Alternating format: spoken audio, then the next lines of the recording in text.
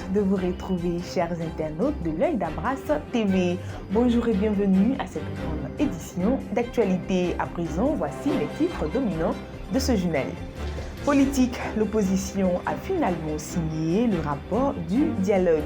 Puis, en économie, deux géants mondiaux s'engagent auprès du gouvernement dans le secteur du riz. Enfin, sécurité, lutte contre le banditisme dans le district d'Abidjan. Encore une fois, merci de nous suivre et bienvenue.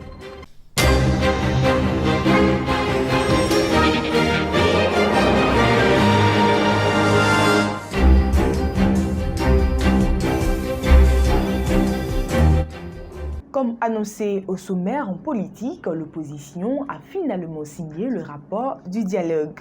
C'est en effet le vendredi 15 janvier 2021 au thème des discussions de ce dialogue qui s'est déroulé du 21 au 29 décembre dernier que les partis de l'opposition dont le PDCI-RDA et le FPI qui avaient autrefois reporté la signature du document pour des éclairages a eu lieu. L'acte de signature s'est déroulé au cabinet du ministre de l'Intérieur et de la Sécurité qui a donc conduit ce dialogue sous la présidence du Premier ministre Ahmed Bakayoko. Toujours en politique, et cette fois-ci parlons des législatives 2021. Les candidatures retenues par la CEI seront communiquées au Conseil constitutionnel dès le 1er février prochain. Les partis et groupements politiques et les organisations de la société civile ayant participé au dialogue politique du 21 au 29 décembre 2020 ont échangé le jeudi 14 janvier avec la Commission électorale indépendante. La CEI annonce également que l'ouverture des campagnes est prévue du 26 février au 4 mars 2021. Quant aux élections, elles auront lieu le 6 mars prochain. Les candidatures à l'élection des députés à l'Assemblée nationale sont quant à elles reçues depuis la période du 4 janvier jusqu'au 20 janvier 2021 inclus. Conformément aux recommandations du dialogue politique, les partis, groupements politiques et le ministère de l'Intérieur et de la Sécurité sont invités à désigner le membre dans les commissions électorales locales à l'échelon régional, départemental, sous-préfectoral et communal sur tout l'ensemble du territoire national. Les structures concernées devront déposer la liste de leurs membres au secrétariat permanent de la CEI au plus tard le 17 janvier 2021. La CEI compte sur l'engagement et la responsabilité de tous. Ajoutons que dans la commune d'Adjamé, le premier magistrat, Farikou Soumaoro, et l'honorable Diawara, député sortant, sont les deux principaux candidats retenus à l'issue des primaires au sein du RHDP. Et puis, hier samedi 16 janvier, toujours à Adjamé, le maire local Issa Bamba a organisé une rencontre entre les anciens du quartier Bromakoté de sorte à consolider l'idée de fraternité. Suivons ensemble cet élément.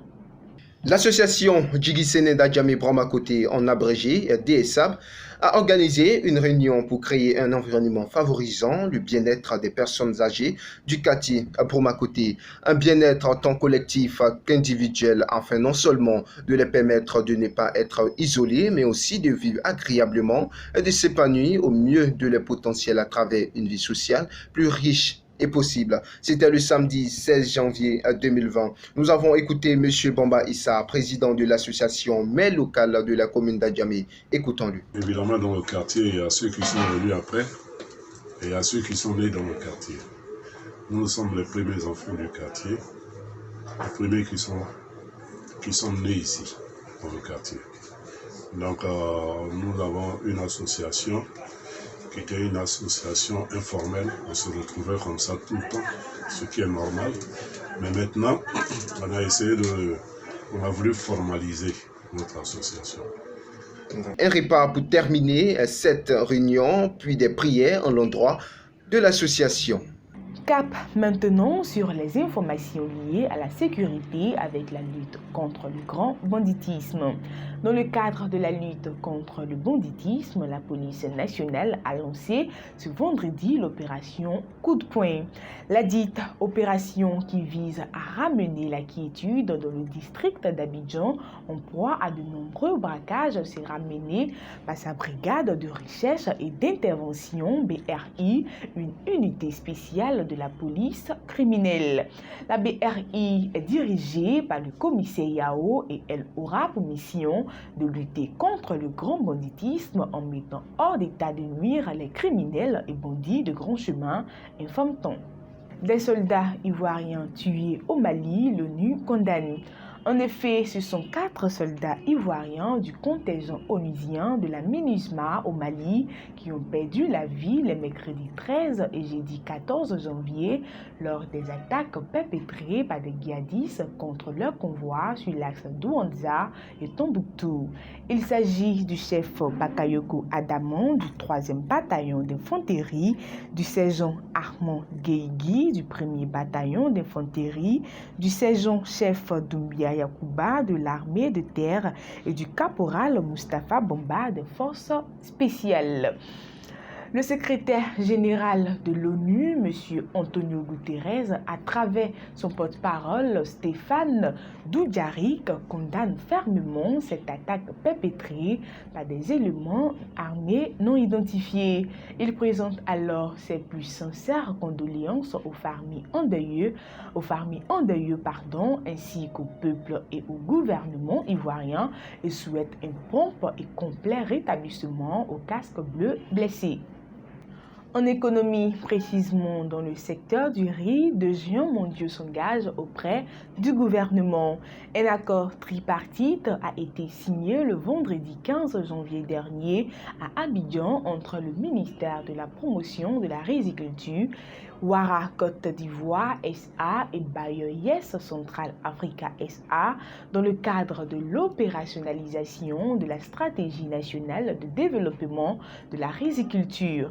Cet accord va donc satisfaire les besoins en formation, en entrants et en engrais afin de garantir un revenu stable et profitable pour les riziculteurs.